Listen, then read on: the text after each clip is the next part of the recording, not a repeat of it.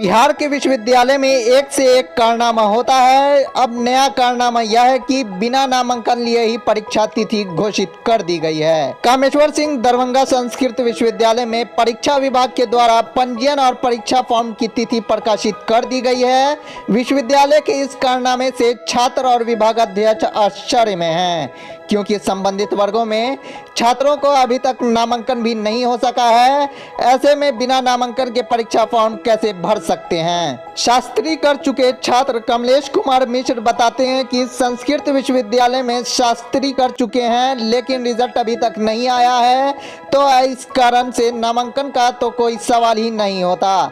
लेकिन सत्र 2021 का परीक्षा फॉर्म भरने की तिथि विश्वविद्यालय के द्वारा निकाल दी गई है। अब आप ही बताइए कि किसी भी विश्वविद्यालय के विद्यार्थी जिसका ना तो रिजल्ट आया हो और ना ही उसका नामांकन हुआ हो, तो वह परीक्षा फॉर्म कैसे भरेगा, वह भी उसी सत्र में जिसमें उसका नामांकन भी नहीं हुआ है। साहित्य के छात्र दीपक कुमार मिश्र ने कहा कि विश्वविद्यालय में छात्रों की सुनने वाला कोई नहीं है।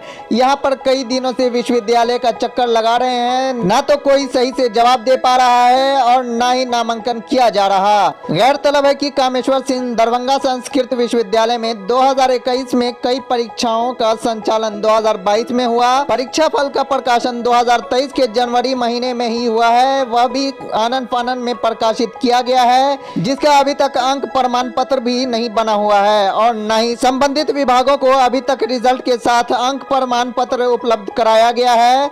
छात्र दीपक ने आगे बताया कि ऐसे स्थिति में परीक्षा विभाग में आनन फानन में ही अगले सत्र के लिए परीक्षा फॉर्म भरने की तिथि जारी कर देना छात्रों के लिए परेशानी का सबब बन गया है।